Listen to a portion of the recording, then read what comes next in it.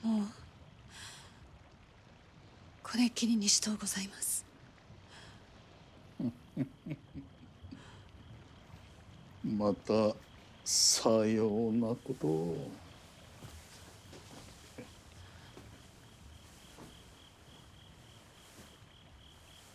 これっきりこれっきりと申しながらお前はもう嫌ではなかろう。もはやこれに会うために来ているのであろうが、己に正直になればこの世はもっと楽しくなるぞ。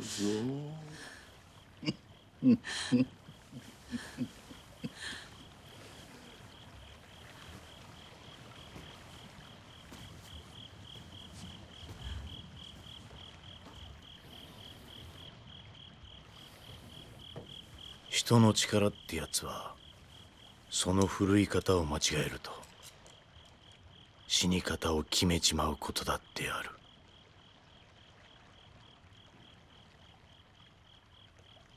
もうこれっきりですよ。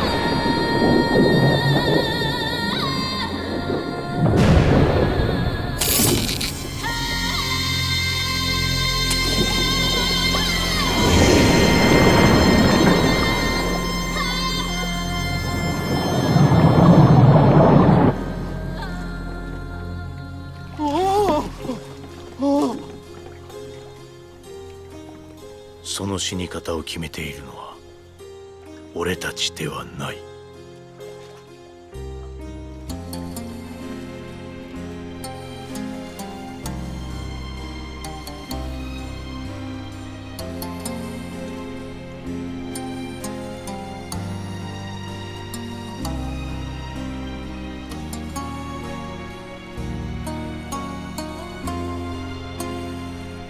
俺たちは人の死に方そのものだ。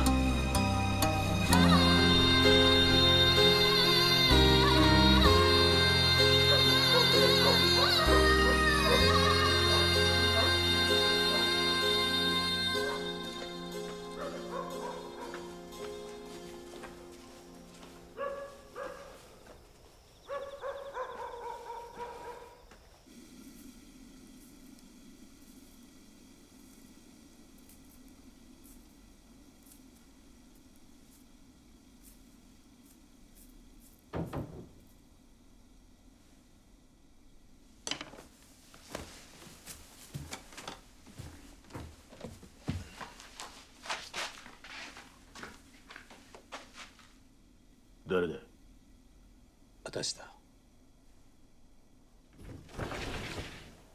バヤさん、すまねえ彦さん。入ってくれ。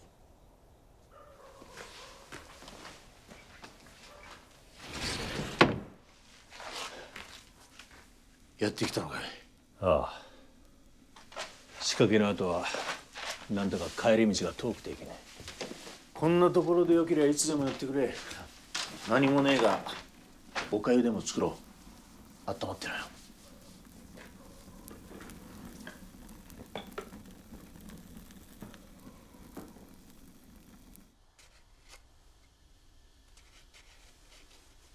俺は楊枝を作る職人。この藤枝梅安の表の家業はハリー社である。それがなぜ仕掛け人になったのか、昔のことは誰も知らない。お互い探り合わずとも通じ合えたから付き合っているだけだ。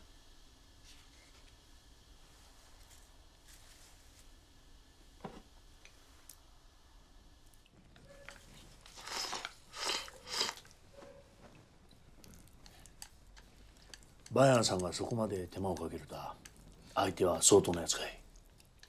侍だ。猿五家中の御用取次役だ。なかなかの大物じゃないか。そいつを20両で引き受けた。たった20両でかい？そいつがどうも配下のご新造に連母したらしい。そのご新造と密通して恨みでも買われたってことかい？初めは力ずくの密通だったんだろう。あとはそれを脅しにたびたびご新造を呼び出して。それじゃあ怒りはその女の旦那か？いや、怒りは女の方だ。え？そうとしか思えねえ。怒りとは最初に殺しを依頼するものである。その依頼は鶴と呼ばれる裏家業の顔役にされて、その鶴が俺たち仕掛け人を雇う。それがいつしかこの世の闇の習わしとなった。女は怖いね。まったくだ。女にだけは命を預けたくないもんだね、彦さん。バヤンさん、男は女の命を預かってやるもんだろう。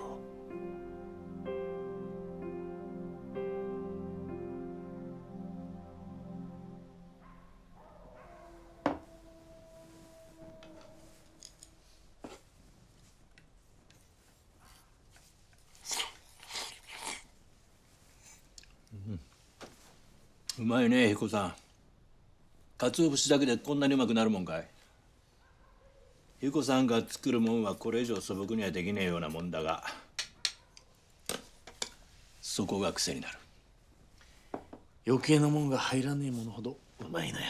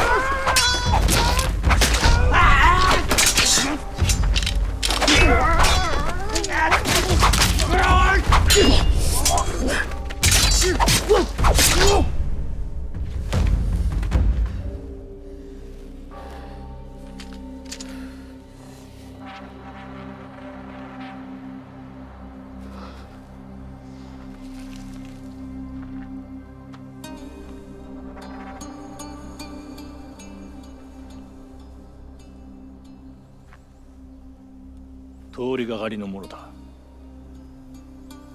ハリー社の藤枝梅安と申す。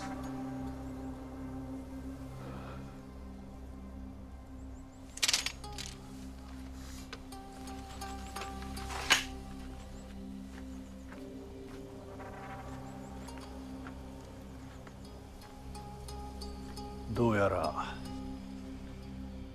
もう一緒の出る幕はなさそうだ。ごめん。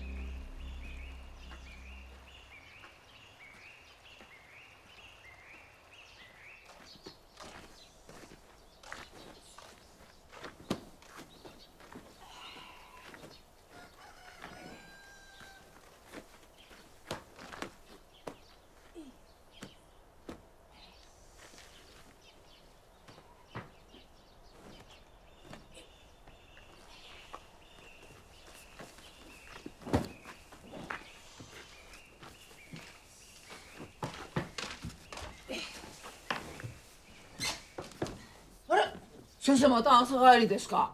またと言われる覚えはない。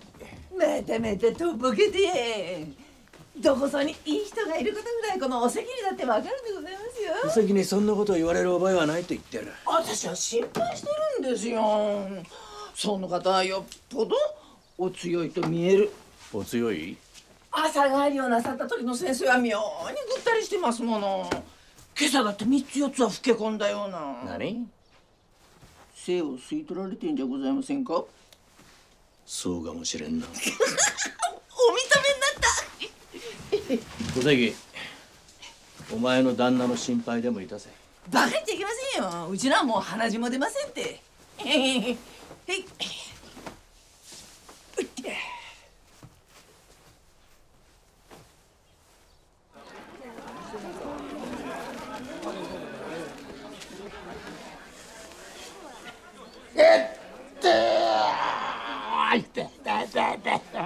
金蔵、また飲んだな。なんでです。嘘つけ。ここがそんなに痛いか。ほらごらんよトゲレンボク。先生は何でもお見通しなんだよ。先生どうかもう酒が飲めない体にしてやってください。残念だが心に針は打てん。バカには針も薬も効かないってことですか。バカ。それなら人参を煎じた薬を出してやろう。飲みたくなったら今度それをちびちびやりなさい。先生、そんな高い薬代払えねえだよ。死んだらなおさら払えまい。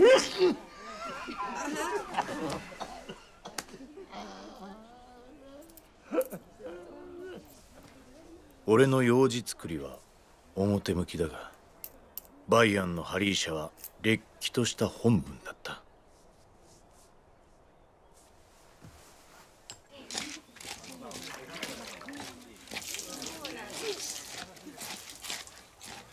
宇関さん。親分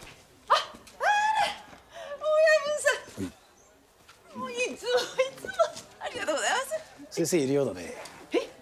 気の向かない時には何日だって平気で休みにする困った先生ですけどね。それでも相変わらずの人気だ。つっけんどんだけど腕はいいって評判ですからね。大丈夫かい？待たせてもらうよ。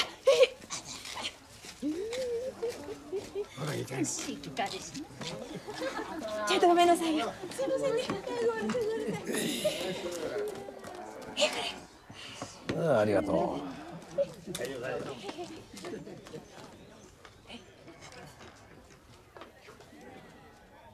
羽沢の貨幣、本所両国のヤシの元締めにして裏では有名な鶴である。船頭の裏付けによって伊藤彦八郎は真の像を患って川に落ちたと調べがついたようです。相変わらず見事でしたね、バイアンさん。これは残りの10両受け取ってください。元締め、あの船宿であった女が今度の起こりですか？それを聞くのは掟に背きますが。何？裏の掟なんてものは誰に決められたわけじゃございません。背けば時に命をなくすだけのことでございます。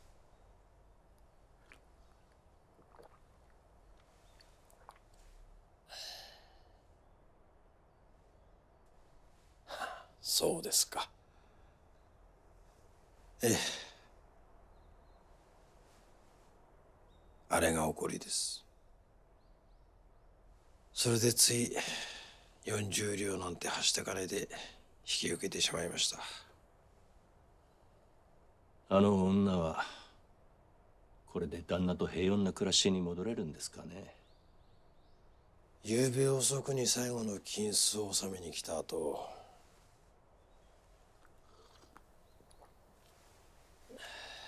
今朝方自尽したようです。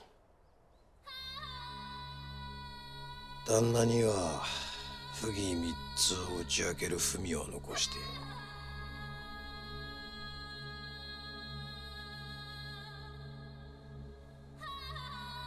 旦那に下手な人情沙汰を起こさせぬよう自分で始末をつけて楽になったんでしょうな。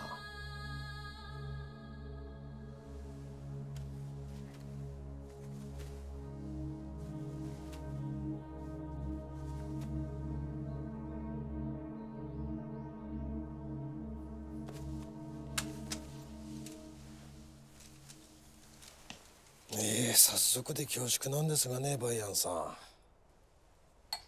また一人やってもらいたいんです。元締め。いや分かってます。しばらく間を置きたいというバイアンさんの気持ちは。けどこれはどうしてもバイアンさんにやってもらうしかないような気がしましてね。誰なんですか？女です。女。八軒堀にある大きな料理屋万七の女将です。万七。おみのって言いましてね、これは後添いでして、先の女将のおしずは3年前突然死にましてね、寺参りの折心の臓を患ってぽっくりと。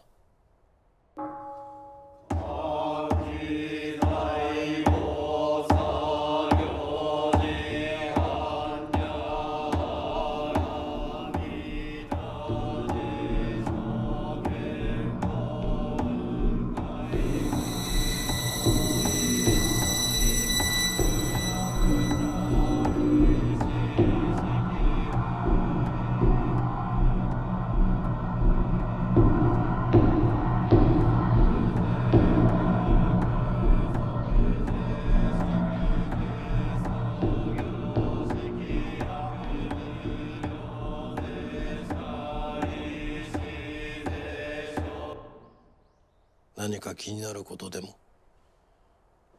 いや。後添えのおみのってのは世の中の裏をかくような女です。生かしといちゃ世のため人のためにならねえ。それは私が受け合います。元締めのことだ。その目に狂いはないでしょう。それでは引き受けていただけますか。これが半金の35両です。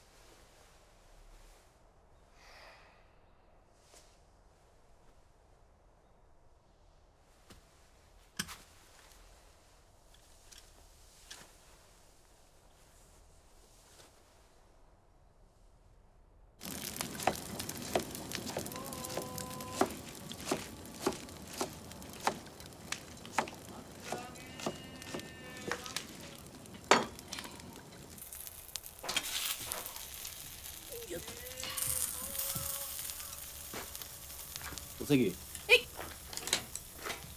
これでまた薬種問屋への払いを頼む。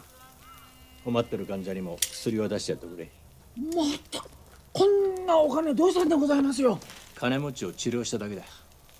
あ、すまんが夕飯はいいよ。ちょいと出かけてくる。またですか。一体どんな治療なさってんだか。あ、はい。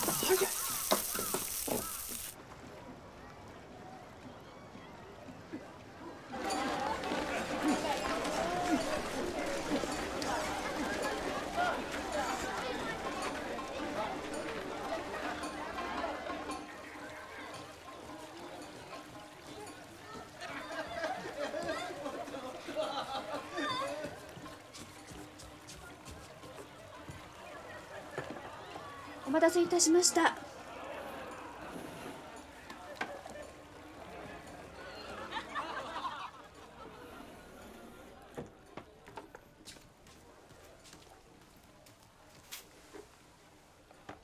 万七もなんだか変わったね。え？妙に騒がしい客が多くなったような。申し訳ございません。暇ならちょいと相手をしてくれんか。え？どうだい？お客さん、これはおかみさんから何か？おかみ？いや、おかみにはまだ会ってもいないが、おかみがどうかしたのかい？いえ、そうですか。私でよろしかったらどうぞ。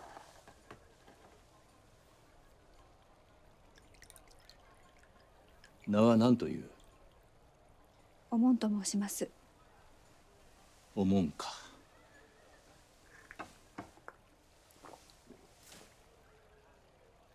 さあ、おもんも。はい、いただきます。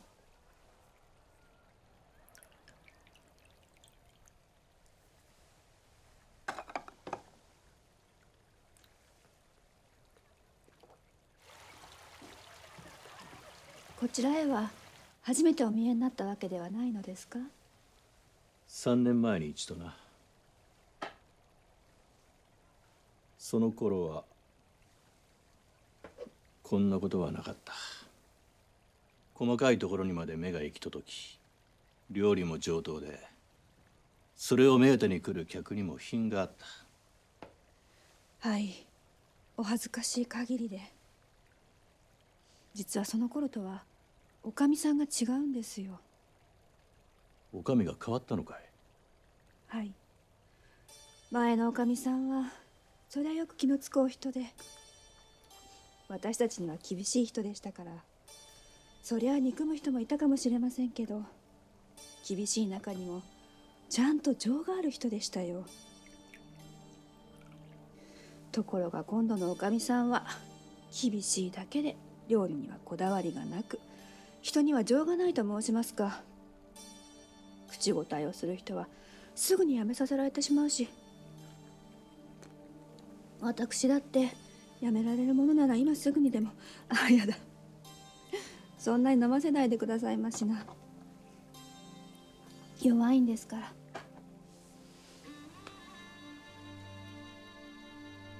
まあいいじゃないか。私は医者だ。患者の秘密は守るよ。あら先生、私を患者にしたいのですか？私は針医者だ。針は人の体の生気を呼び起こすものだ。体が生き返るのでございますか？そう。病だけに限らん。おもん、明日4つ頃暇をこさえてくれないか？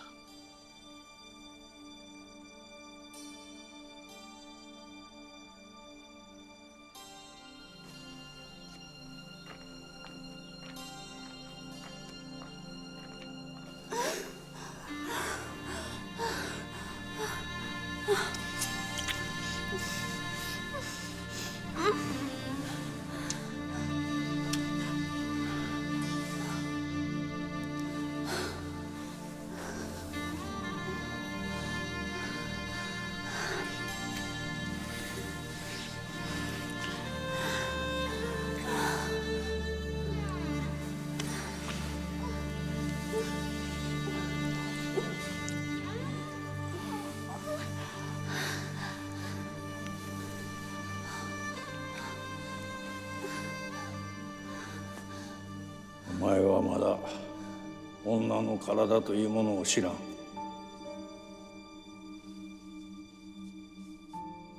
お前はこれから針医者としてそれを知らねばならんのや。お前を捨てた母親を憎むのはせんないことやが、その憎いものからも決して目をそらしてはならん。さすれば針医者として何が正しいかを知ることができるのや。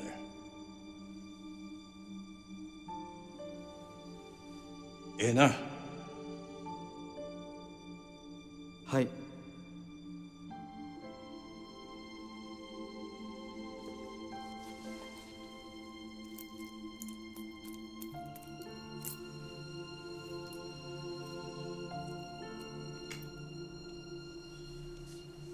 どうだ、痛くないだろう。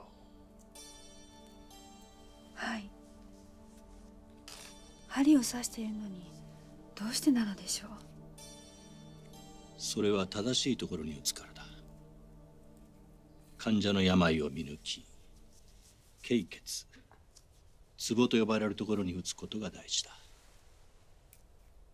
その場所が正しければ気の流れが良くなる。病気ではなくなるんだ。正しくなければ痛いのですね。おもんは万七をやめないのかい？私は旦那に死なれて9つになる息子を親に預けて働いているんです。今さらこの年でどうしようもないじゃありませんか。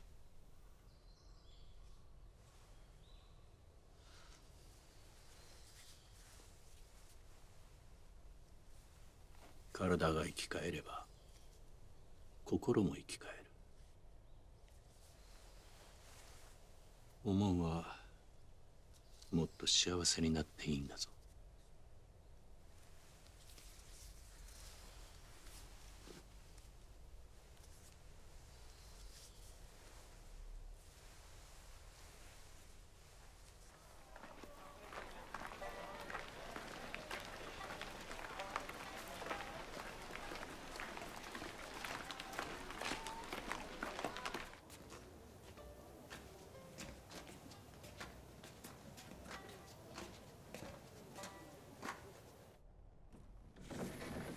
バイアン先生、お見えになりました。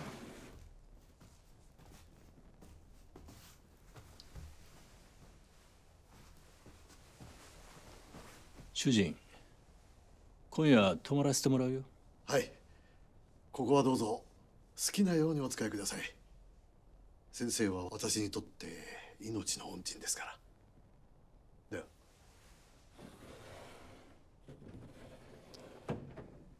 主人の病を治したことがあってね。針医者が命の恩人になるなら世の中分かりやすくていいやね。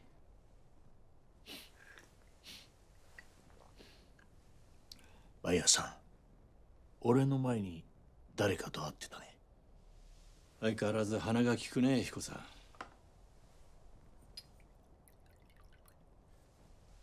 ん。野源堀の料理屋万七の女中と会っていたのさ。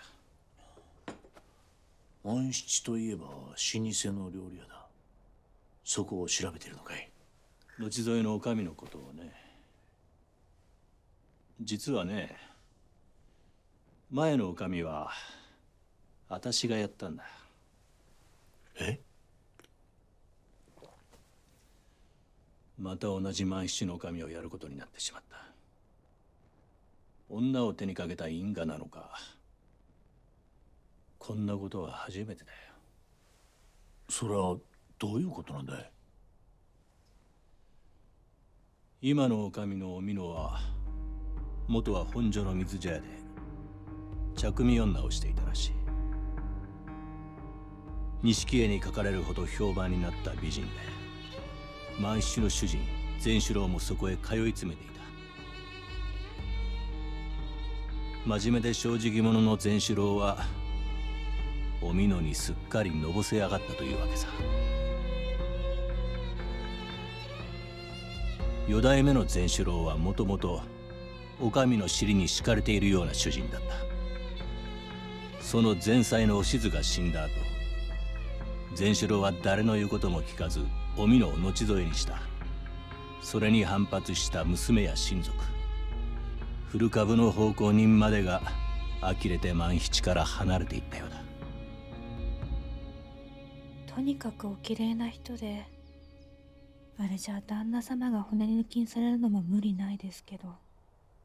そんなに美人なのか。いくら美人でも不死だらな茶組女の家業が身についてしまっているんだもの。まっとうな料理屋を継ぐ気なんてさらさらなかったんです。そりゃ万七が変わってしまうのも当然ですよ。主人の善四郎はよく黙って見ているね。それが儲けだけは増えてるんですよ。なるほど。おかみさんは古い奉公人を追い出す代わりに若くてきれいな女中を連れてくるんです。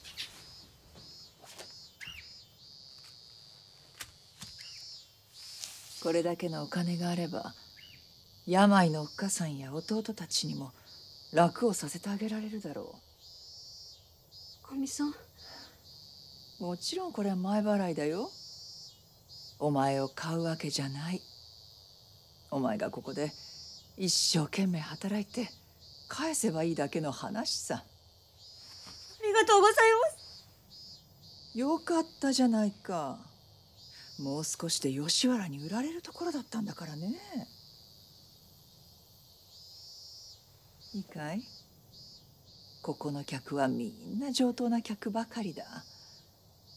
くれぐれも無礼のないように。お座敷で見たこと、聞いたことは決して他で喋るんじゃないよ。はい。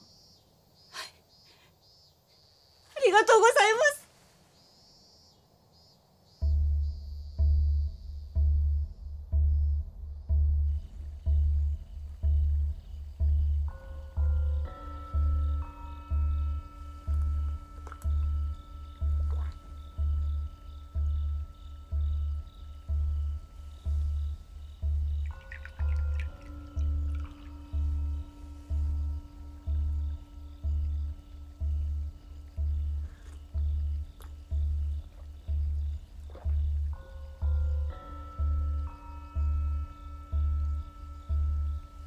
失礼いたします。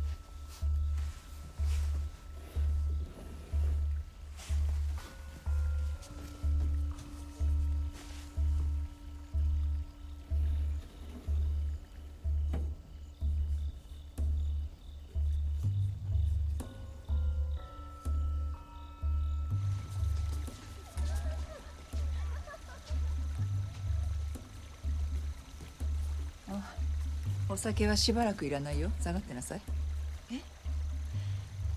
いいかい？あの部屋から何が聞こえてきても気にしないことだ。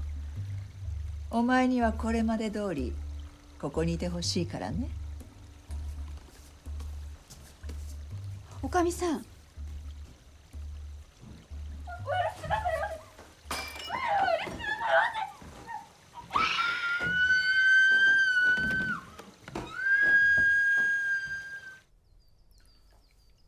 それはひどいな。ええ。それでもしばらくするとその女中たちが今度は大きな顔して働き出すんですよ。さあよかった。いい女だね。旦那様、私もからかっちゃいけませんよ。行きましょう。おかみさんは無垢な女の心まで変えてしまうんです。皆貧しさにあえいできた子ばかりだもの。気づけばすっかり新しいおかみさんの満室になってしまいました。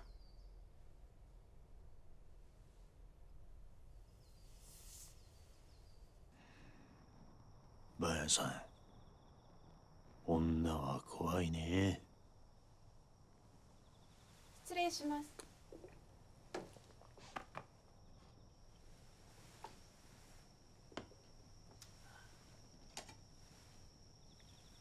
なんだいこりゃ。かぶら骨の吸い物です。クジラの骨かい。はい。たまにはそういう凝ったもんも口に入れないと。いくら豆腐が好きだからって湯豆腐ばかりじゃいけないよ。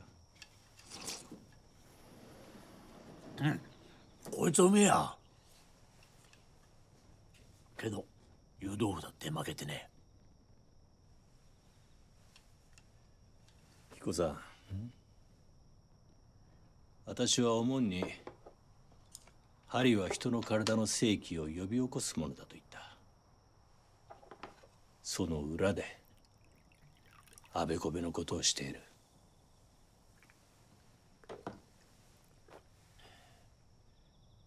そういうもんだろう、人なんて。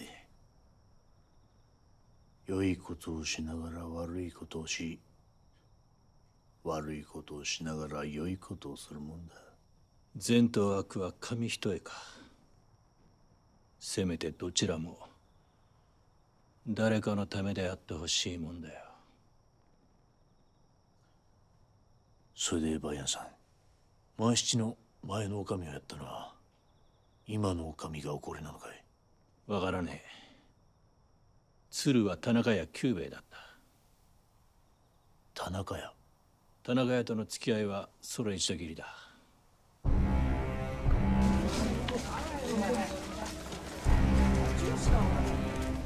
田中屋久兵衛は表では人入れ家業をしている鶴だ。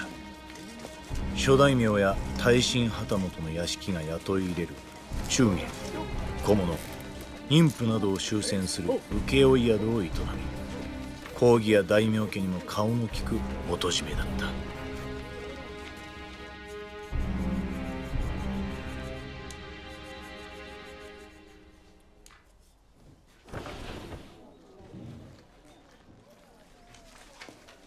邪魔するよ。田中屋さん。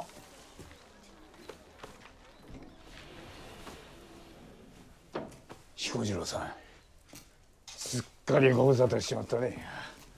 あの時は急な病で仕掛けができなかったにもかかわらず前金をもらったもので。いいってことよ。あれは見舞い金だと言ったろ。それを気にすることはねえが、またおめえさんにやってもらいてんだ。また引き受けておくんなさるかい。どんなやつで。浅草元取公園に住む大工の万吉って野郎だ。大工の万吉。大工といってもめったに働かず独り身で昼間から飲んだくれてるようなやつや。その昔は盗賊の一味だったって話だ。盗賊？今でもどこかの屋敷を狙ってるかもしれねえ。そのために大工をして物色してるんだ。元締め、なぜそこまで俺におしゃべりになるんです？そりゃおめえさんに一刻も早くやってもらいてえからよ。世のため人のためよ。ほら前金の30両。今度こそお前さんの腕を見せておくんなさいよ。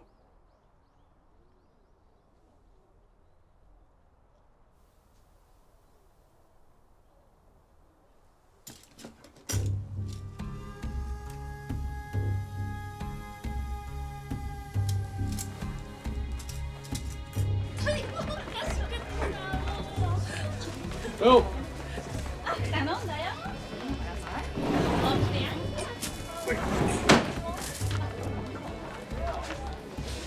大丈夫です。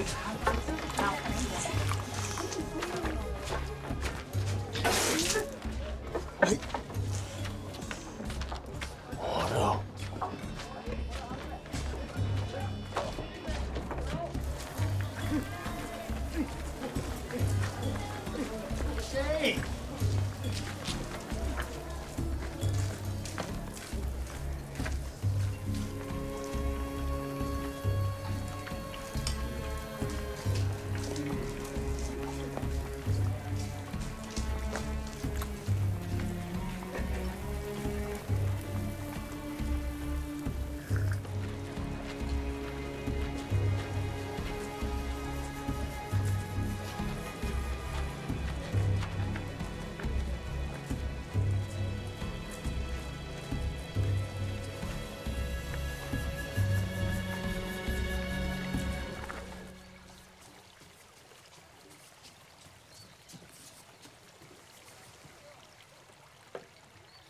失礼いたします。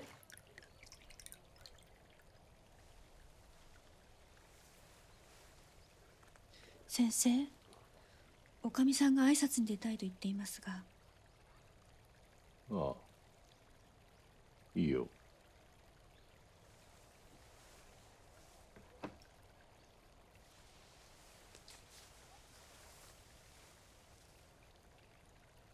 心配するな。私にはお前ほど肌の合う人はいない。嫌な先生、恥ずかしい。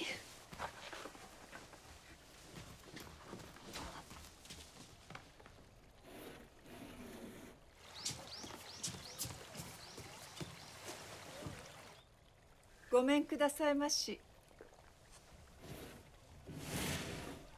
お上の美濃でございます。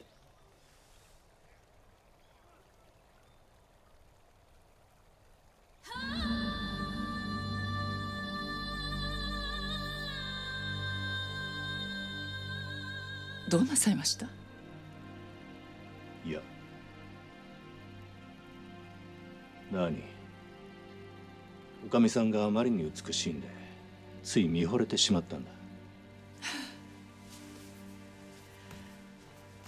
あれまあ、お上手。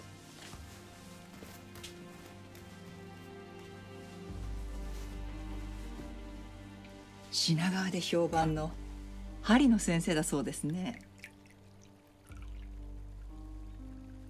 先生ならさぞかし女の患者が多いのでございましょうね。そんなことはない。女はお嫌いですか？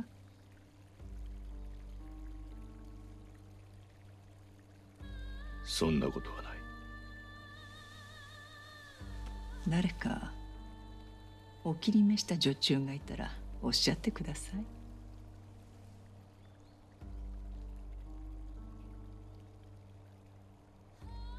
い。お上でもよいか。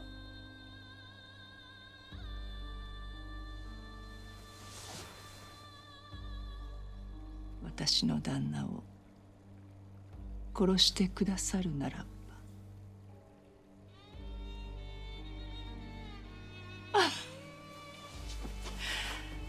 それじゃあ先生、お待ちしてますよ。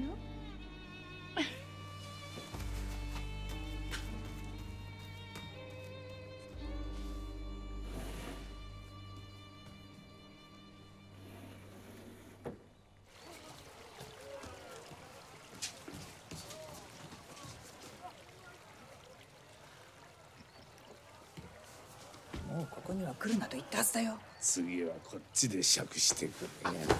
離せ。だからお前の知らせを待ってたんじゃねえかよ。一体いつになったら動くんだ。またやるって言ったよな。バカだね。ここは今私のもんなんだよ。自分の家に押し込みを手引きするやつがどこにいるんだい。他を探すから待ってなよ。旦那に昔のこと話してやろうか。離縁されりゃ惚れて他人の家じゃねえかよ。バカおい。それじゃ手引きもできないじゃないか。俺は本気だぜ。それとも旦那を俺が殺してやろうか。そしたら俺をここの旦那にしてくれるか。ちょっとやめとくれよ。のことを話して。いいじゃねえかよ。お前はもう俺とお前目をつけた。先生。お前何者だ。ただのハリーシャだ。酒はもう少し行儀よく飲んだらどうだい。ふざけやがって。吉野。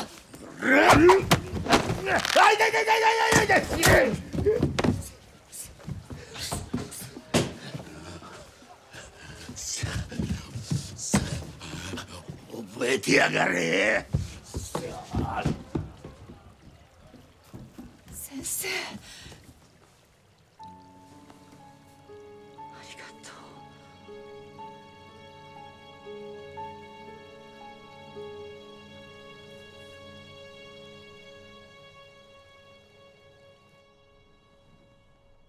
あの男、彦さんが。ああ、鶴は田中屋久兵衛だ。田中屋に頼まれたんだ。まさかバヤンさんの話を聞いた後に田中屋が来るとはな。田中屋があの男を。あの大工の万吉やな、バヤンさん。昔は浮輪の為吉という名で盗賊の一味だったんだ。間違いねえ。駿河の沼津を根城にしていた御座松の孫八の下にいたやつだ。なぜ彦さんがそこまで知ってる？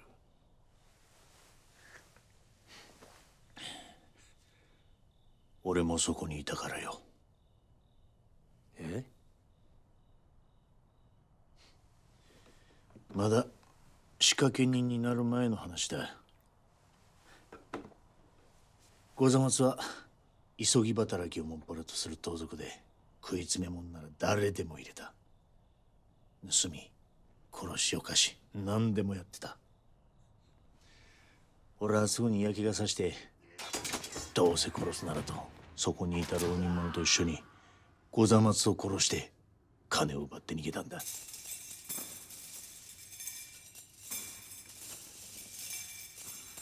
盗賊をしてたのは15年も前のことだ。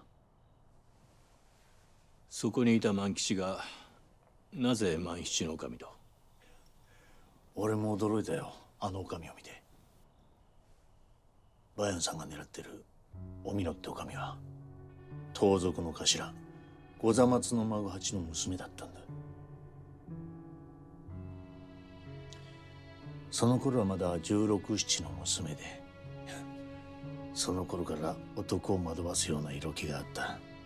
けど御座松の娘じゃ誰も手が出せねえ。いや、本当の娘かどうか御座松の女だって噂もあってくれだ。娘に母親はいなかったのかい？いなかった。死んだらしい。娘の名もおみのだったか？いや、本当の名はお吉だ。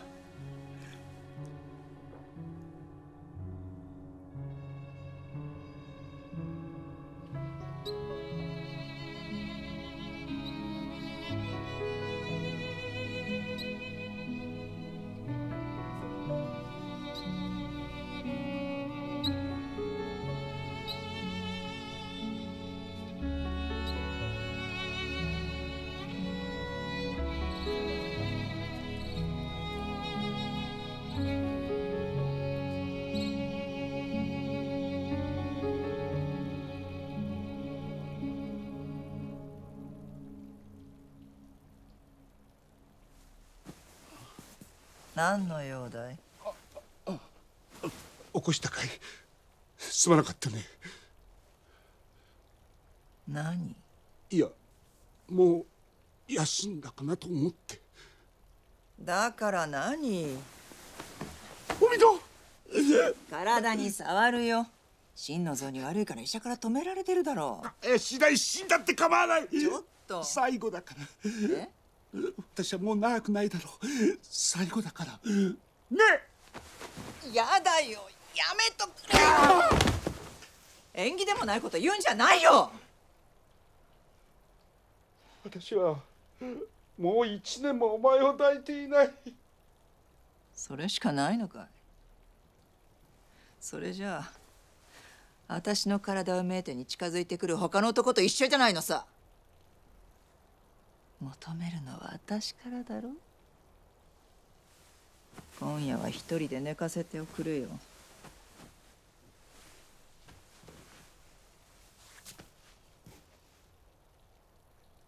おみの、すまなかったね。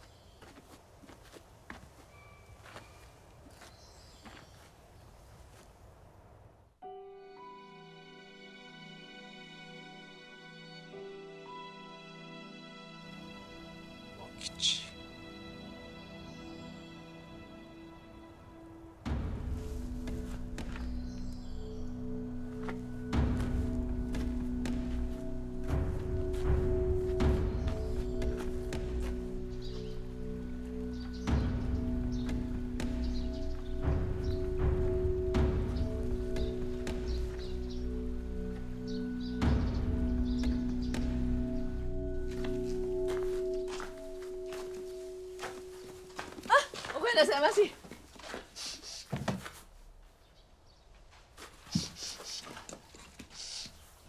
なんだ。今朝はまた上等なおしろいの匂いをプンプンさせて。お席の花も上等だな。そうですよ。年季の入ったお席の花だけはごまかせませんからね。ごまかす気はないから朝飯の支度をしてくれ。朝飯も作らないような女と朝まで。ああ、嫌だ嫌だ。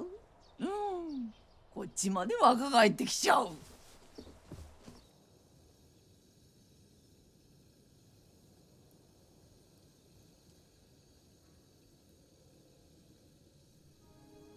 先生、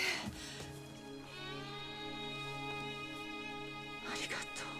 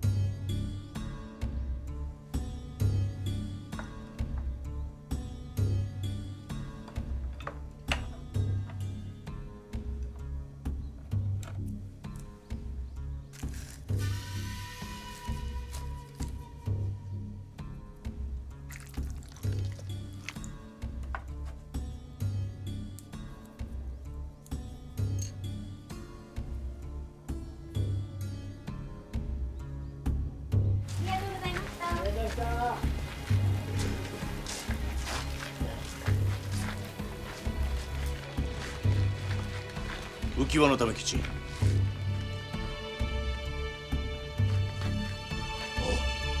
めえは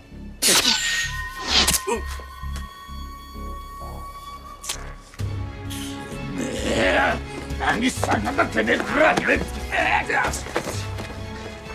ってくら待ってくら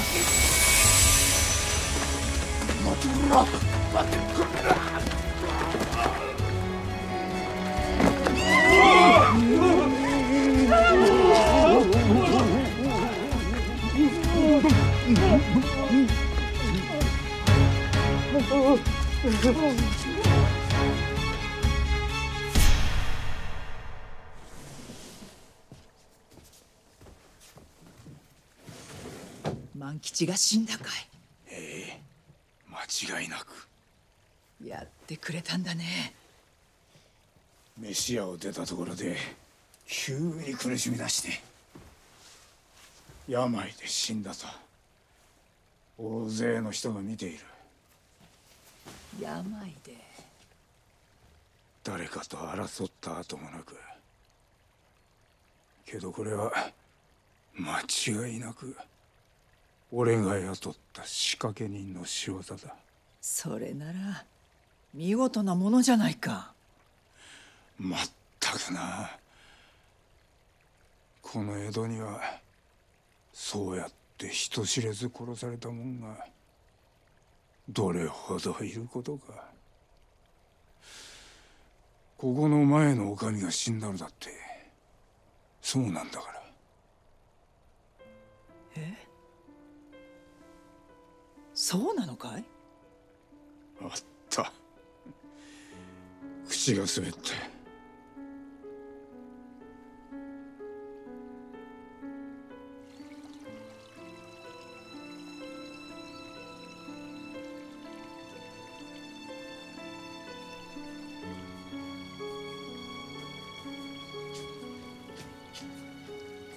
おかみさん、どうかなさいましたか？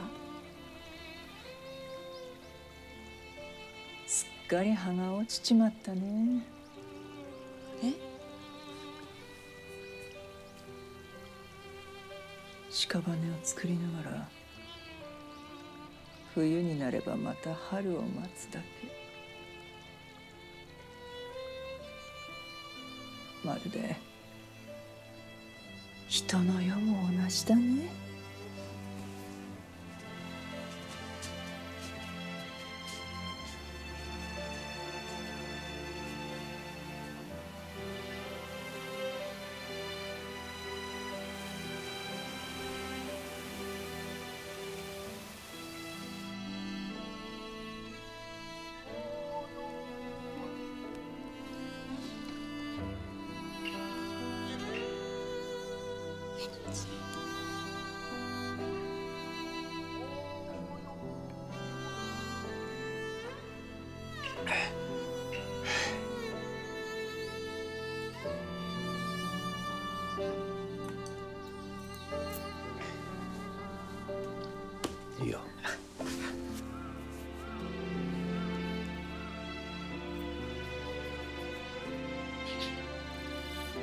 たと？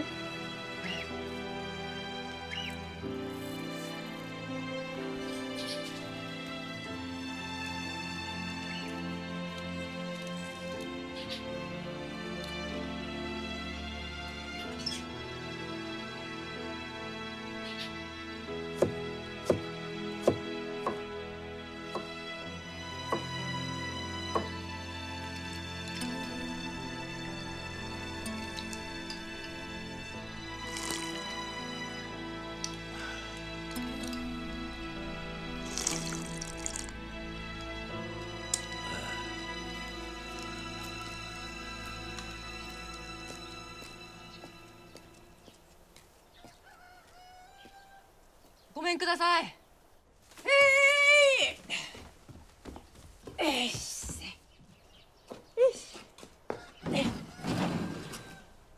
あれ、小坊さんが悪いんかね。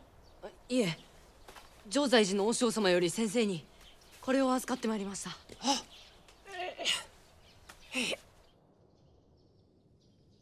常在寺って言ったら白金の奥にある寺ですよね。何ですか？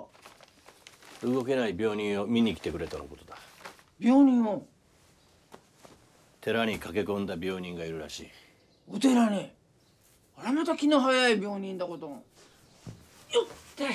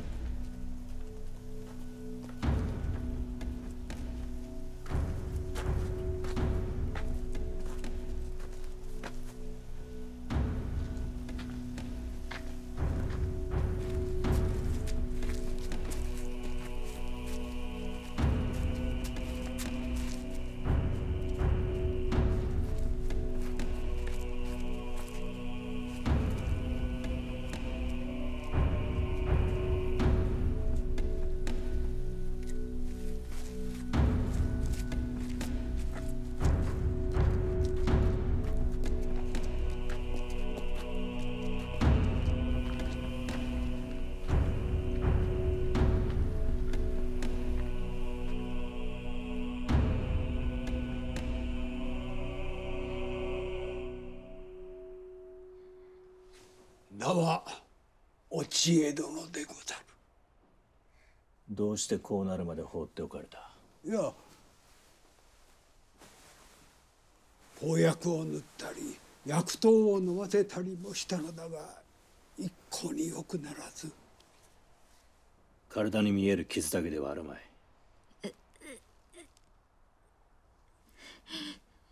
お知恵さん、ここは痛むか？ここは？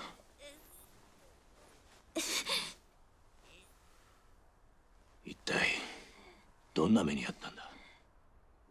訳あって今は。まあいい。できる限りのことはやってみる。かたじけのうござる。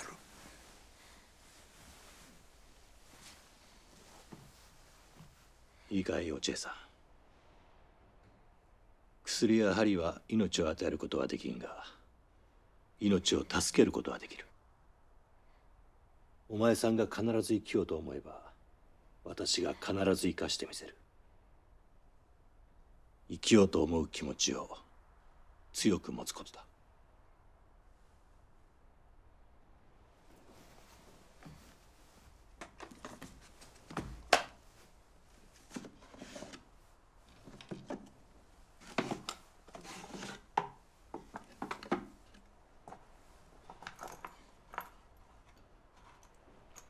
田中屋さん、あの侍のことは片付いたのかい？ああ、まだやってないのかい？腕の立つ浪人者の仕掛け人を雇ったが、これがどうにも歯が立たず。何のんびりしたこと言ってるんだよ。島田様に頼まれたんだ。ぐずぐずしてたらうちにも田中屋さんにも得にはならないよ。分かってるよ。これから手立てをつけに行くところだ。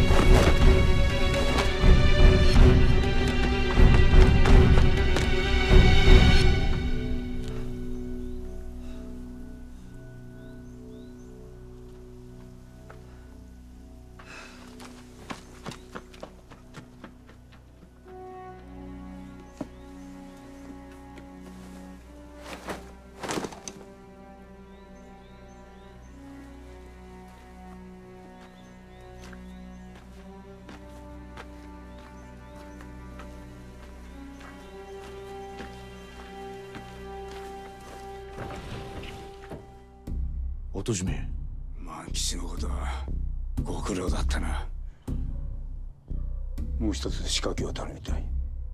入ってもいいかい？どうぞ。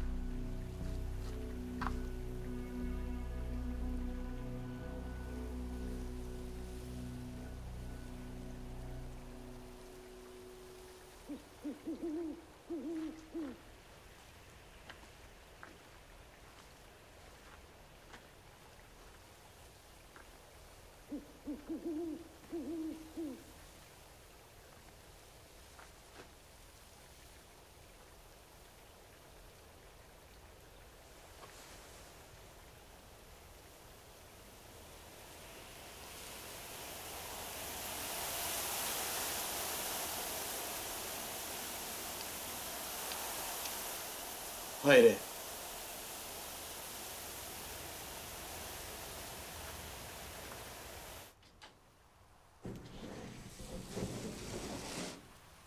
やはりこたびは拙者の方がつけられていたか。腕の立つ針医者と和尚から聞いたが、やはりただの針医者ではなかろう。そちらこそ何者です。なぜ私をつけた？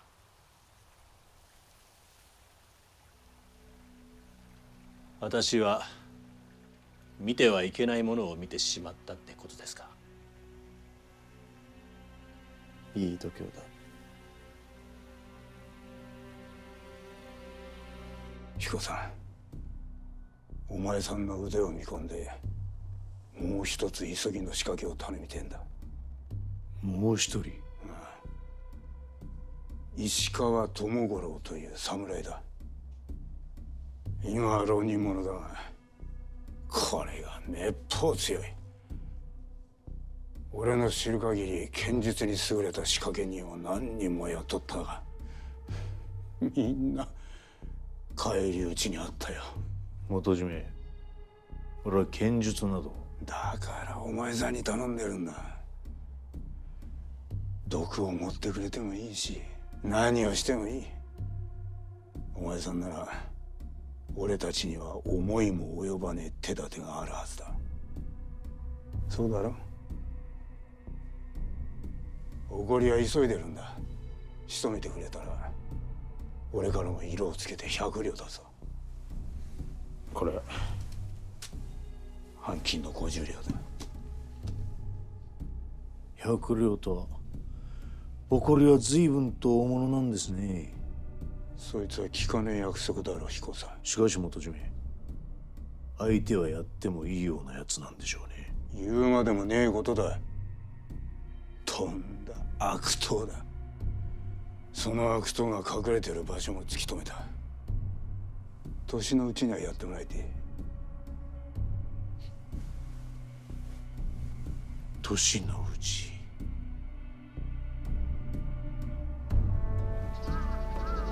芝の白金の樹木谷、昔は地獄谷と呼ばれ罪人の首切り場だった。そんな薄気味の悪いところにそいつはいた。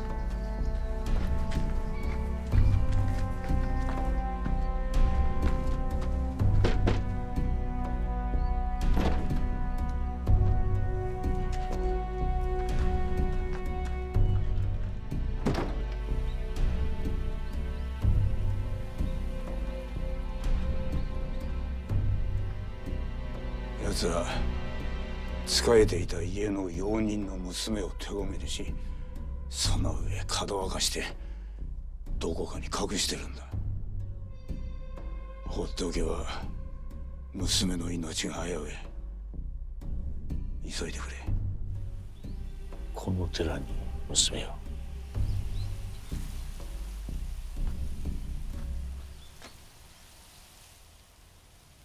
彦さん。綾さん、なぜここに？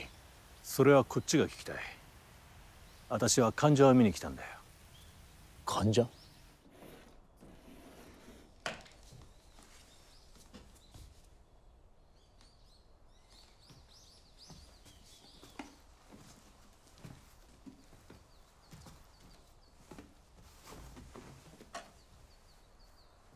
うん。だいぶ顔色が良くなった。いや、驚きました。今朝は粥を一碗食べたのでございますよ。先生はやはり名医でござったか。石川様、あなた様はこれからいかがなさるおつもりですか。それがしのことは心配ご無用。あなた様も私と一緒にいては命を狙われまする。お知恵殿、この寺にも迷惑がかかりましょう。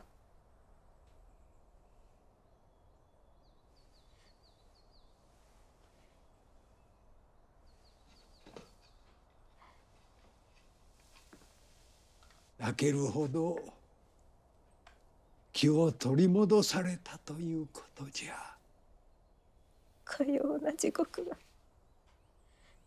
この世にあろうとは。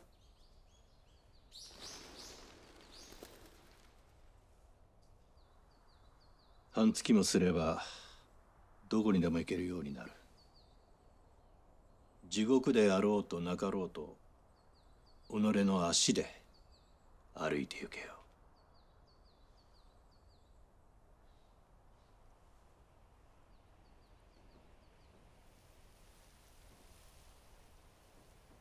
石川智五郎ってそんなに立派な侍だったのか。彦さんの手にかからなくてよかったよ。さあね。私も昨日知ったんだ。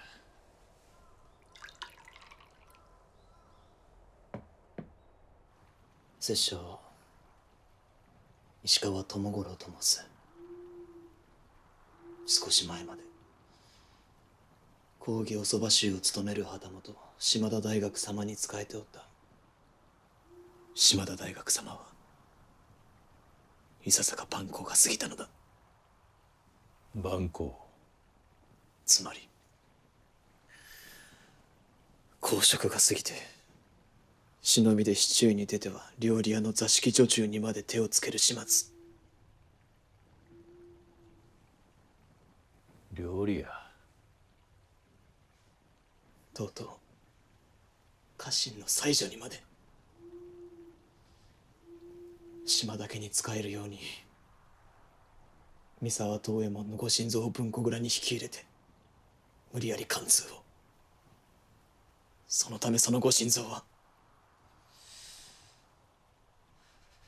ご自害されたのだ。これは母上の文にございます。ここにお殿様のむごい仕打ちが書かれてございます。父上は辛抱いたせとおっしゃいましたが、私はどうしても我慢がなりません。お殿様がお認めにならなければ私はこれをお上に訴えまする。わしが認めればどうする？潔く父上と母上に詫びを。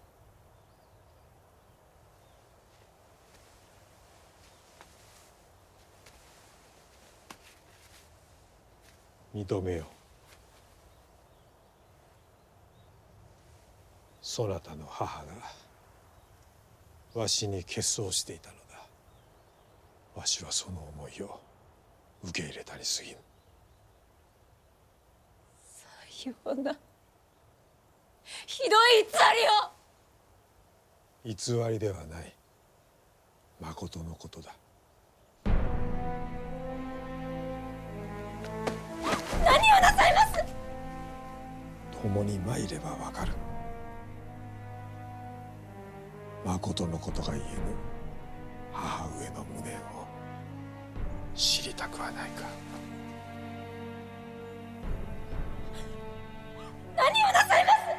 その上非道を訴えた娘にまで殿は文庫蔵に引きずり込み、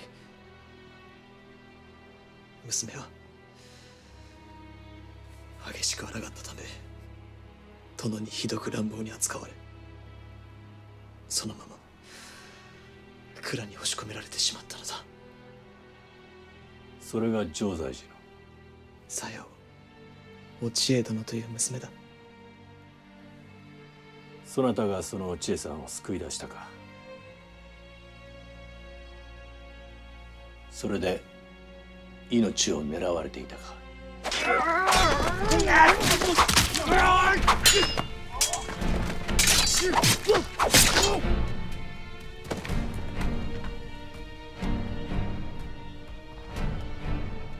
その時襲ったのは田中屋が雇った仕掛け人だろう。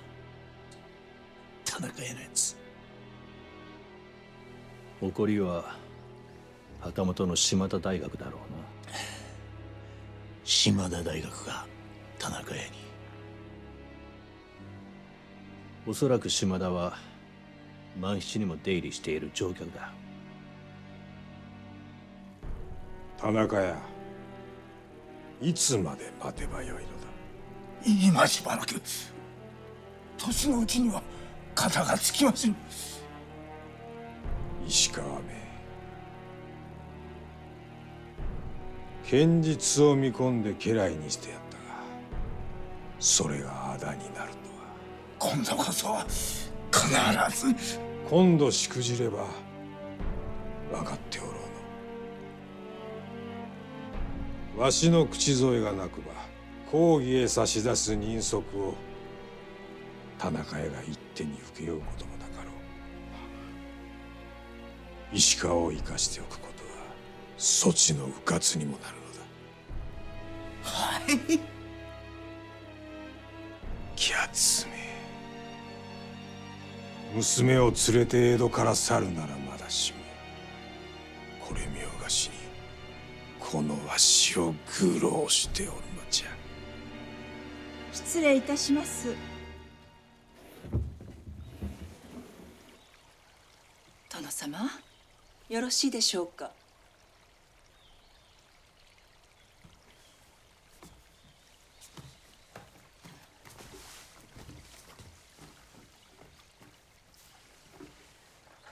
こちらは新しく入りました女中のおみよと申します。どうぞよろしくお願い申し上げます。よろしくお願い申し上げます。それでは私はこれで。さあ。はい。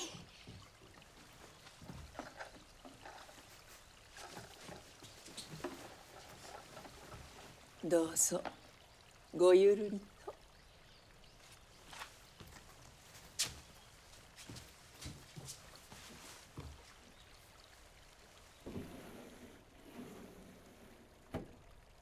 さようか。おみよと申すか。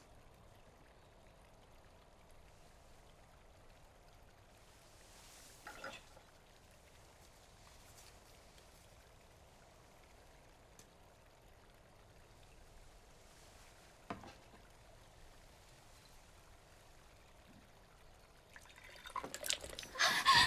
んなご無礼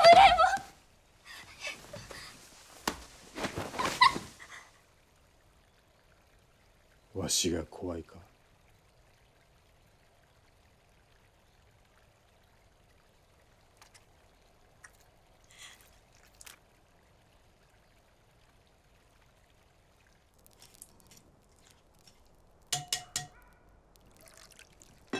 万七ともつながったか。これであの女将と田中屋がつるんでることも間違いねえ。大工の万吉をやった怒りはおみのだろうよ。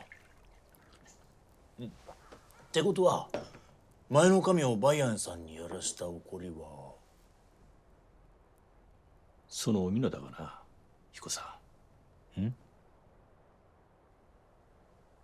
あれは私の妹だ。なんだって？初めて見た時母親に生き写しだったんで驚いたが、彦さんの話を聞いて間違いない。妹の吉だ。本当かね？私は駿河の藤枝に生まれた。親父はおケアをしていたが、私が14の時に病で死んだ。妹は5つだった。吉、起きな。起きるんだよ、吉。起きるんだよ。親父が死ぬと、母親は妹だけを連れて男と逃げた。おっか、お吉。いいか、おめえには用はねえ。お吉。歩くんだよ。おっか。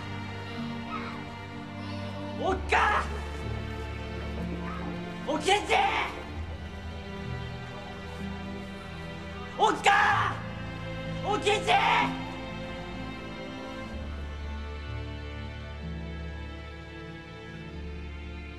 それじゃあ一緒に逃げた男が御座松の孫八になったんだろう。なんてこった。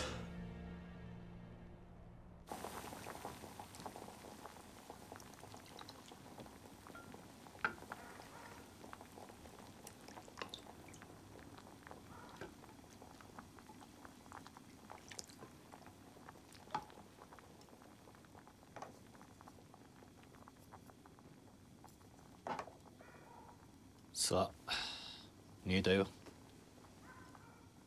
この鍋は私を育ててくれた師匠津山悦人先生の好物だった。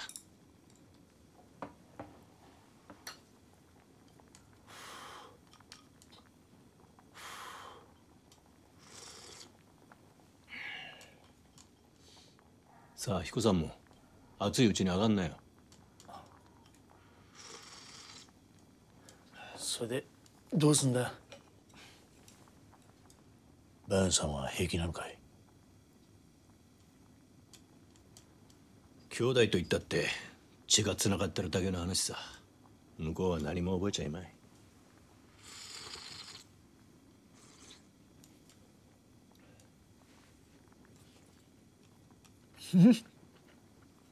こいつうめえや。バヤン様どんな時だってうめえもん食べるんだな。彦さんは思わないかい？こいつが最後の飯になるかもと。ちげえねえや。今夜泊まってきなよ。そうさせてもらうよ。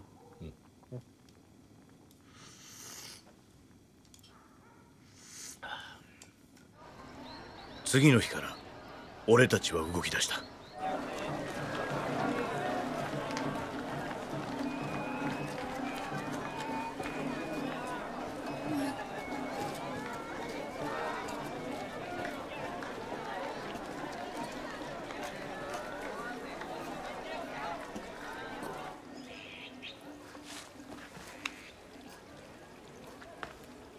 おかみさん。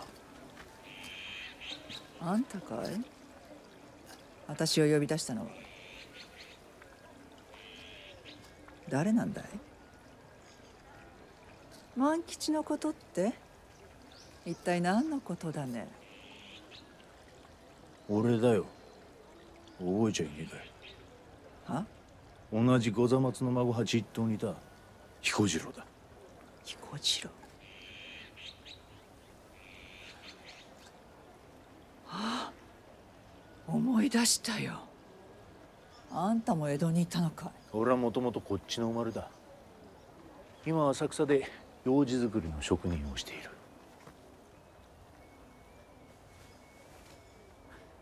あんた俺のこと恨んじゃいねえか？恨む？あんたの親父を殺して金を奪って逃げたのは俺たちだぜ。恨みやしないよ。あんなのは父親でも何でもないからさ。私にとっては地獄みたいな男だったよ。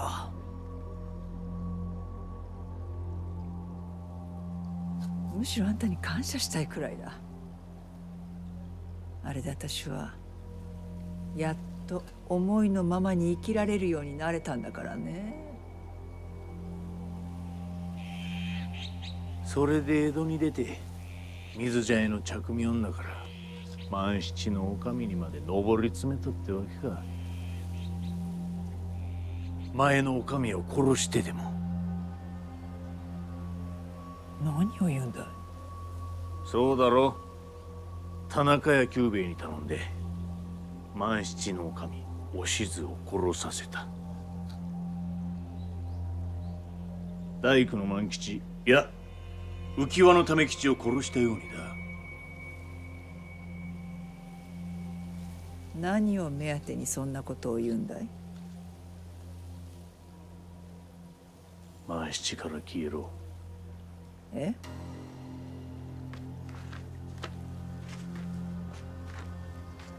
万七から消えて江戸を離れれば黙っててやるよ。あんたが何を考えてるのかわからないけど、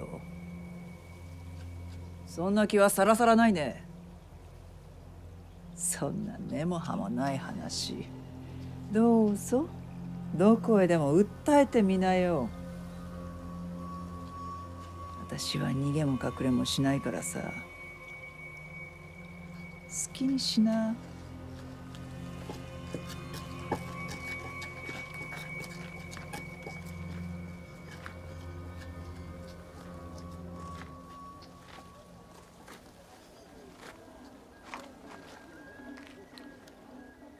彦さん、そうね、余計なことまで言った。江戸を離れたところで同じことだ。仕掛け人はどこまでも追いかける。こ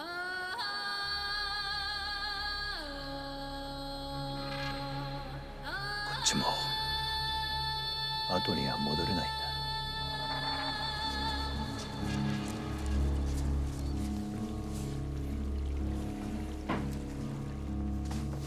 急ぎの用とは一体どうしたんだい。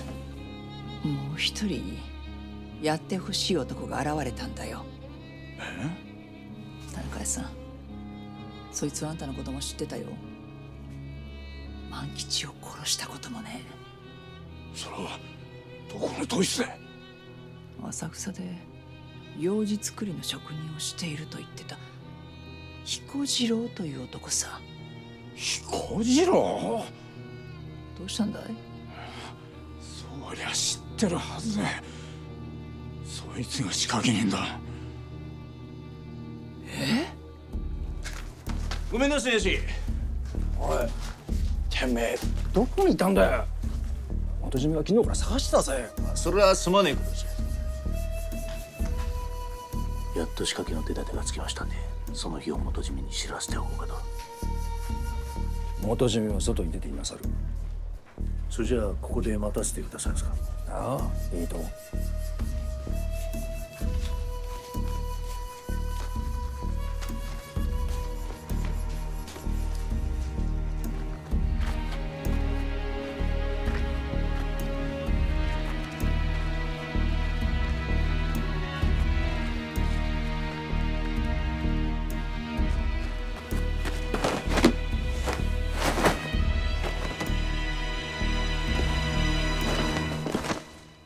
なんだって彦次郎は私を脅しに。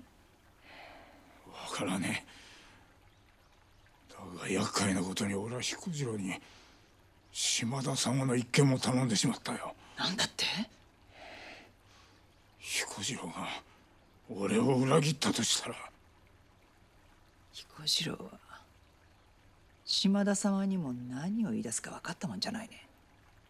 とにかく島田様にも知らせておくよ。おい、大丈夫、あんたのせいにはしないから。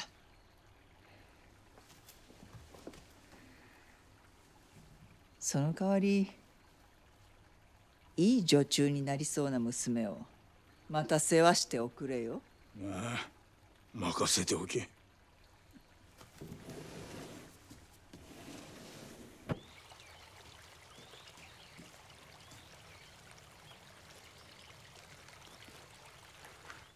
彦次郎の野郎、ただじゃおかねえ。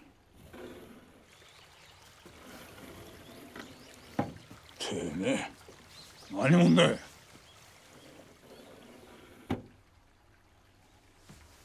元締め、ご無沙汰しております。藤枝梅安、ここで何をしてる。ちょいとお聞かせしたいことがございまして。俺に。元締め、お耳を拝借。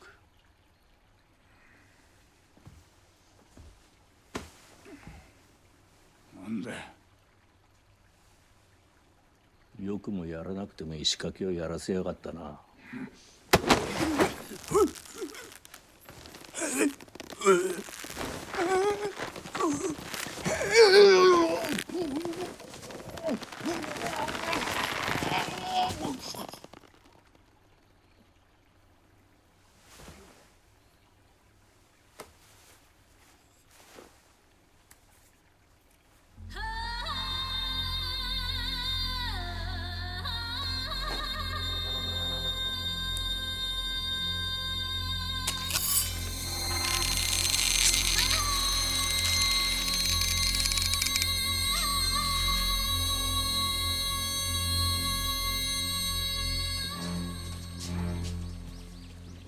失礼しますよ。ちょいと田中屋さん、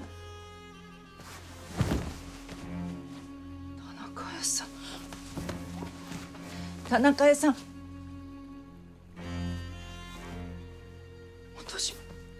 元締め。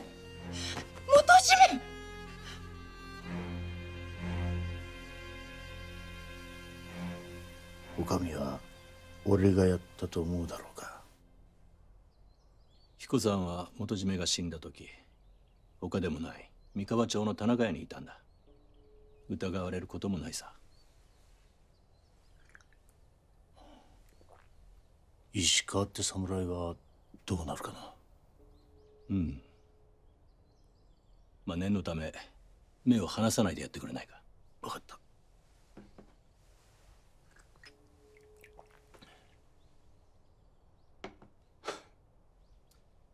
けど梅安さん、俺たちはもう半金を受け取りながら掟に背いちまった。俺は石川さんを見過ごしたし、梅安さんだってこれ以上後味のよくねえ仕掛けはしなくたっていいんじゃないか。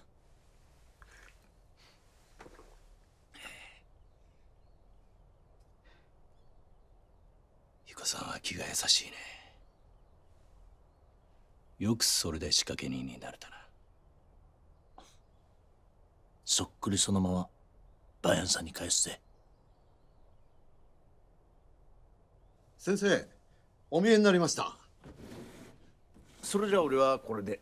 ああ、頼む。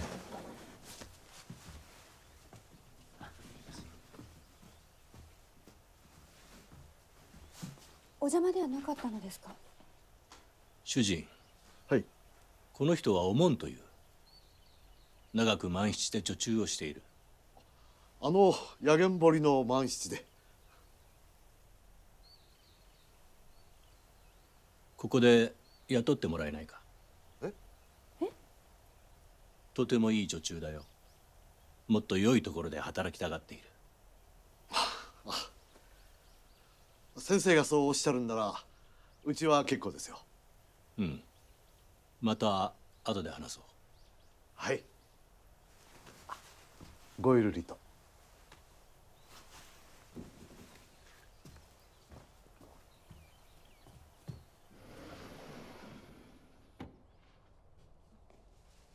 先生。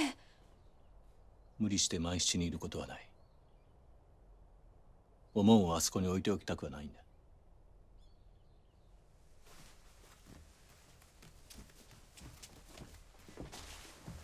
先生、先生はうちのおかみさんを好いてしまったのではなかったのですか？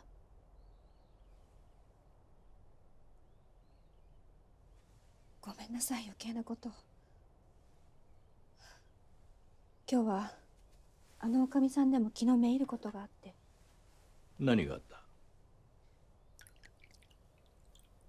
急にごひいきのお客さんが亡くなったんです。お座敷で倒れていて。誰かに殺されたのかい？いえ、お役人様も医者も来ましたけど、急に頭の血の巡りが悪くなったのだろうって、それでお亡くなりになったのだろうって。そうかい。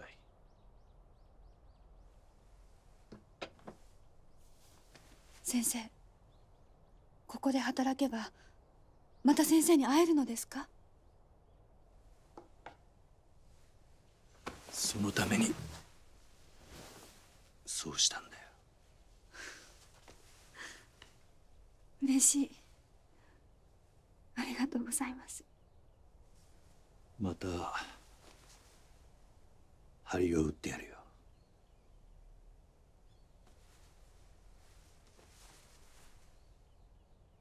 もうしつこいな。触るな。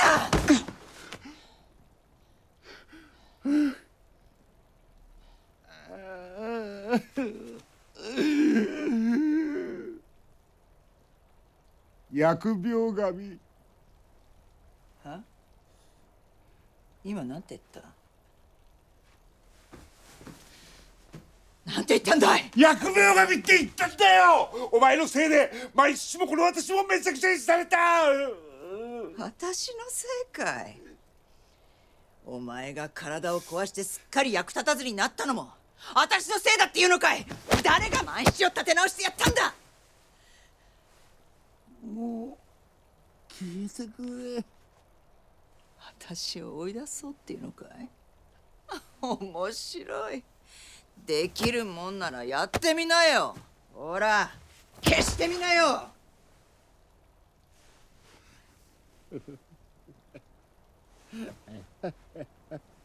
何がおかしいんだよ。いいかい？こっちには公方様のおそば衆だってついてるんだ。ひいきの客はみんな私の味方だ。私が体を張って今の万七を大きくしたんだ。お前が何をした？私を抱くことしかしてないだろう。スケベじじいが。おとなしくしろ。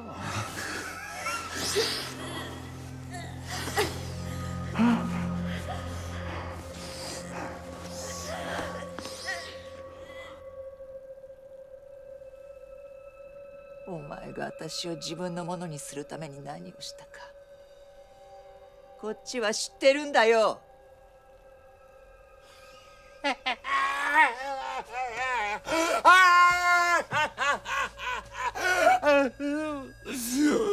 お前は田中屋ともできてたのか。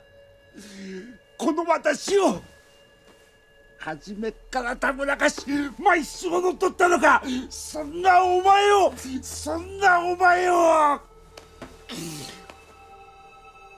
してみなよ。できるもんならその手でやってみな。殺しておくれよ。さあ。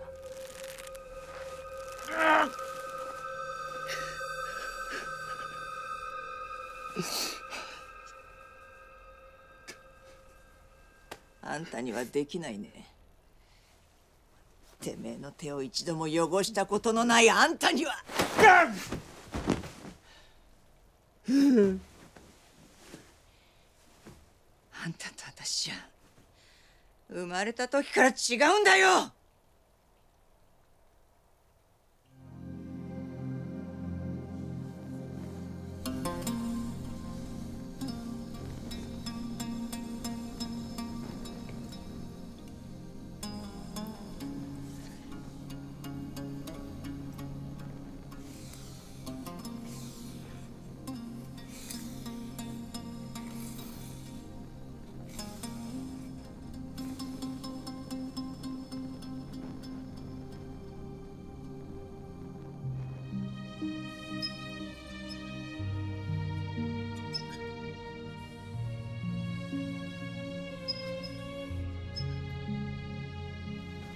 吉、かわいいぞ。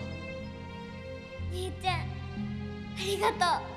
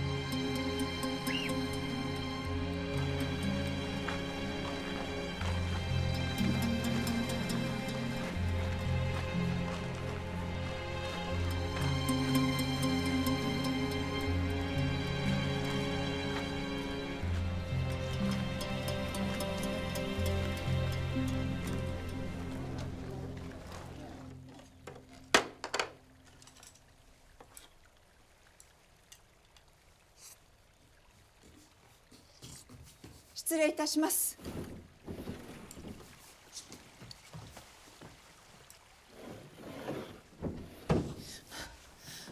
殿様、申し訳ございませんでした。田中屋が死んだことは致し方あるまい。田中屋が雇った仕掛け人も当てにはなりませぬ。それももうよい。こちらで始末をつけることにした。さようでございますか。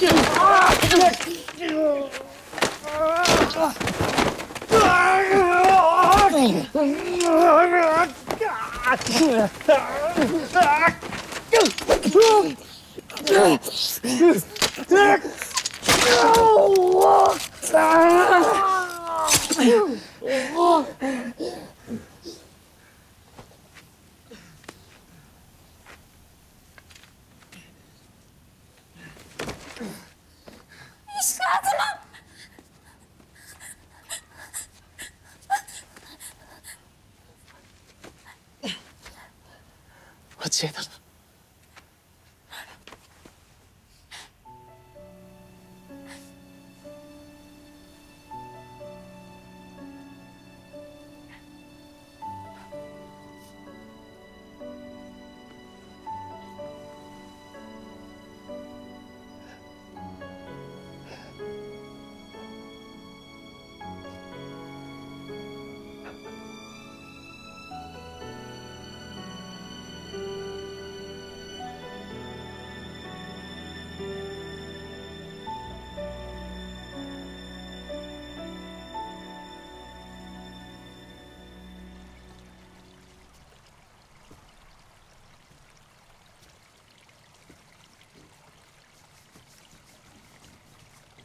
あら先生、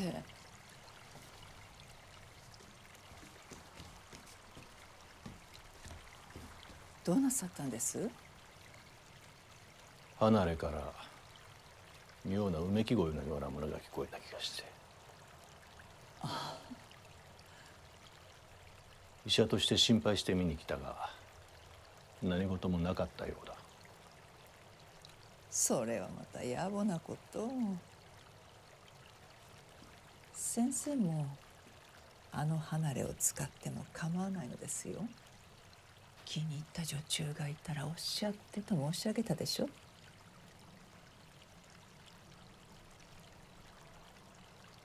お上でもよいかと聞いたな。本当に私でよろしいのでございますか？ああ、お上がいい。それなら先生が旦那を殺してくださるならばと申し上げました。殺せばいいのか？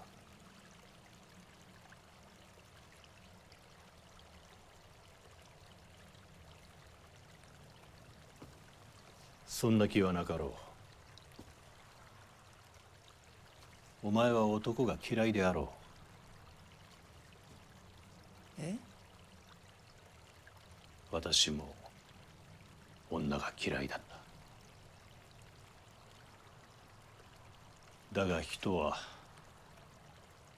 嫌いなものほど本当は求めているものだ。先生はお幸せですね。一度地獄を味わえば求めるなんて気持ちはこれっぽっちも芽生えないもんでございますよ。男も女も物と同じでございましょう。それをどう使うかってだけのことです。使われるより使う方が楽しいか？そうですね。先生がもし本気で私を口説くのならば、私の旦那を殺して万七の主人になってくださいましよ。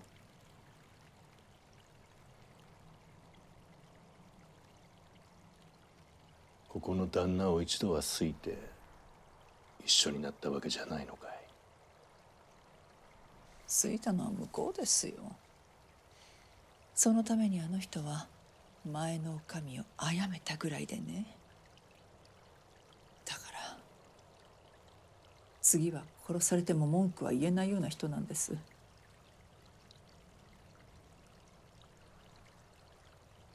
先生、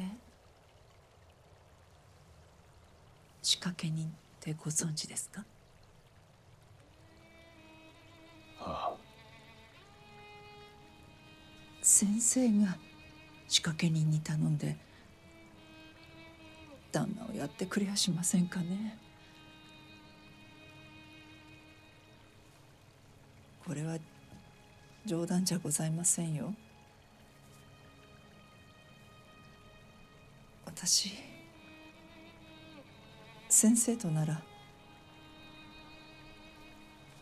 もしかしたら生まれて初めて私男の人を。もうよい。あら先生、いけませんよ先走っちゃ。でも先生には恩がありますからね。向こうに行きましょうか。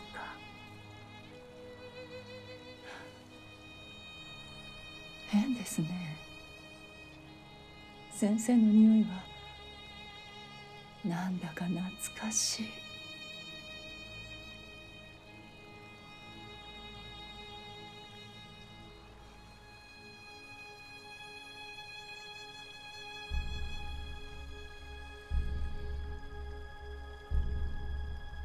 お吉、お前の命は俺が預かる。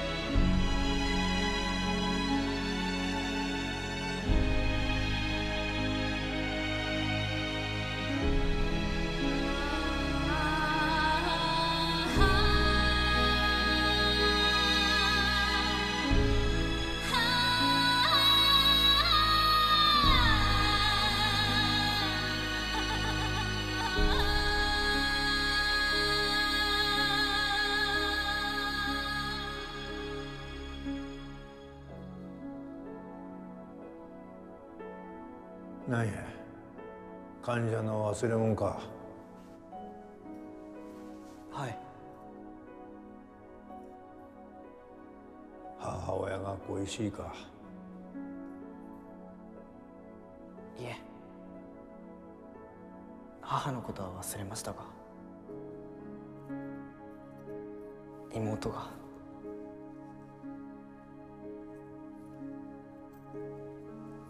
妹のお吉が心配で、お吉に会いたいです。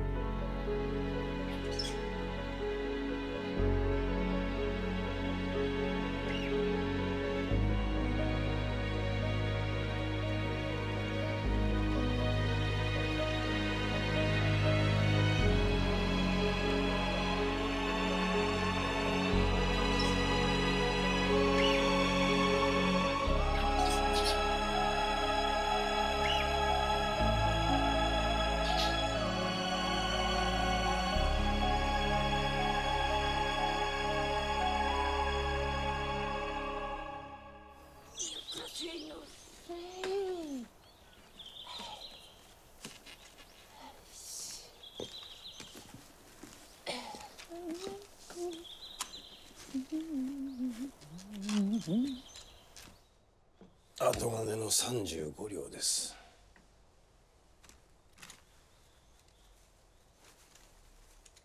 しかしまた見事なものでしたな。元締め、無理をしなくてもいい。随分余計な仕掛けました。余計な仕掛け？そうは思いませんな。悪党が余計に消えただけの話です。むしろ金を積まずに申し訳ないぐらいで。ではこれで。余計ついでに聞くが、元締め、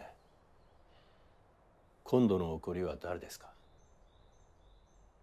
バイアンさん。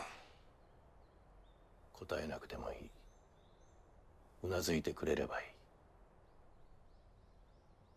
気の弱い善人ほど裏で卑怯なことを考えるものじゃございませんか。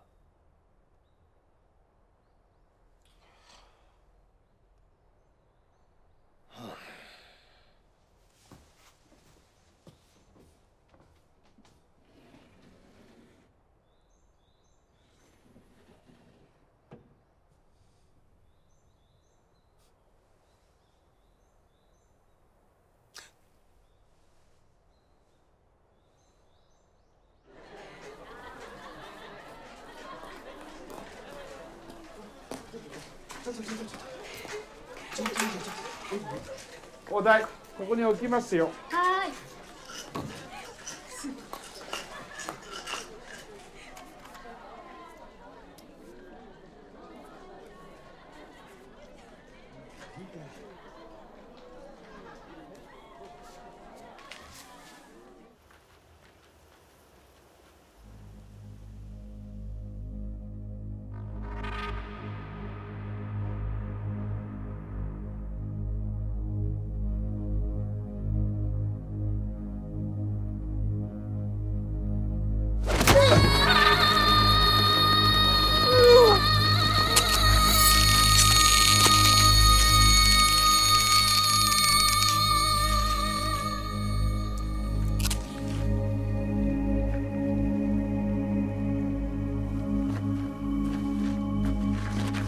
それはたった一つの妹供養だったのだろう。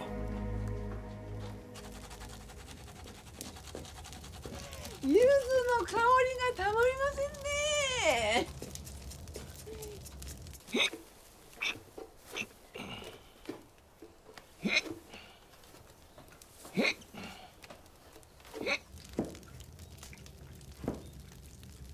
たくさん作るから旦那と二人で食べなさい。あの兵六玉と年を越すのにこんなそばが食べられるなんてかえって罰が当たりそうですよ。お関は幸せだな。幸せなのは兵六玉ですよ。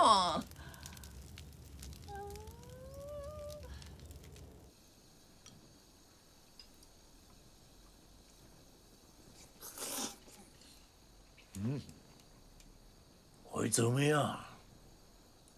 善達和尚からそば粉と柚子をもらったんだ。へえ。今頃あの二人も常在寺で味噌かそばを食ってんだろうな。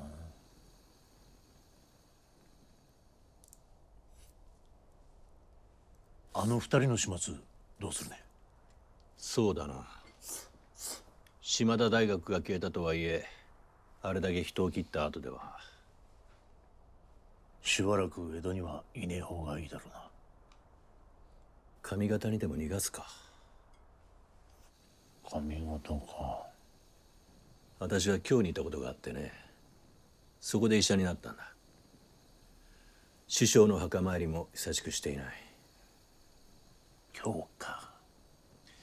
今日なら俺も行ってみてえや。正月が明けたら行くかい？ああ、そうしよう。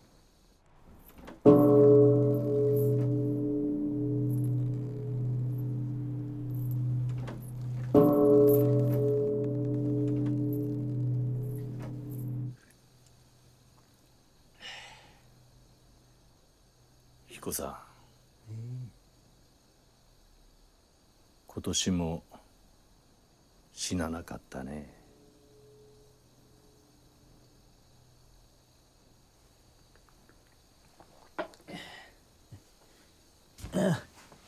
来年はどうなることやら。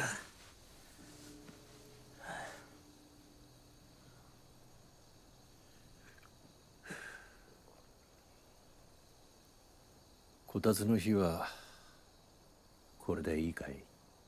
ええ、ちょうどいいよ、バイアンさん。そのまま寝てしまってもいいよ。ああ。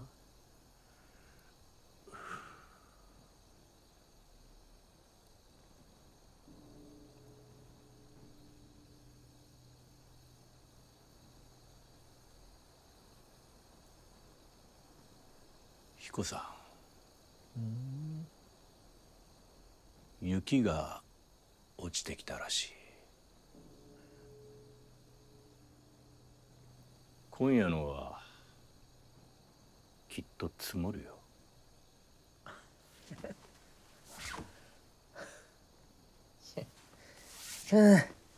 バイアンさんにゃかなわねえや。三が日はここにいた方がいい。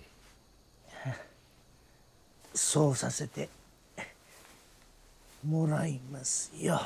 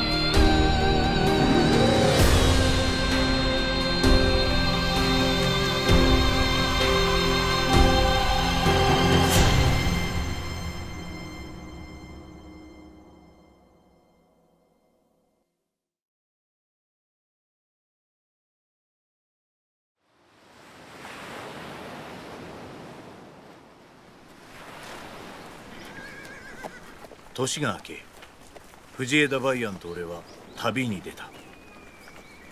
東海道を下り伊勢の国へ入って桑名の宿場に近づいた。どうだい彦さん、伊勢参りに行こうじゃないか。ああ、そいつはいい。俺もぜひお伊勢様に行ってみたかったんだ、梅安さん。けど俺たちは何のためにお伊勢参りをするんだろうね。人の地で汚れ切った私たちの手を今さら伊勢大神宮のすすぎで洗い清めたところで、まあどうなるものでもないが。お伊勢参りの後、伊賀を抜けて大和の国へ入った。郡山城下の旅籠を出て歌姫越えに京へ向かった。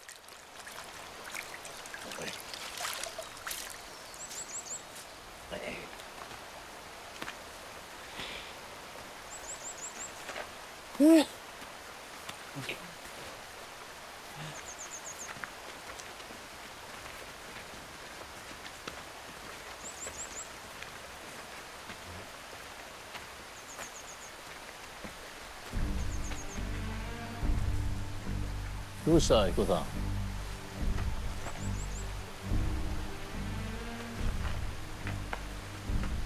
彦さん、あの野郎。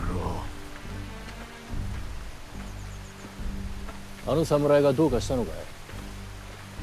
梅安さん、こいつはまさにお伊勢様のご利益に違えねえ。あれは俺のかかっこの敵だ。彦さん、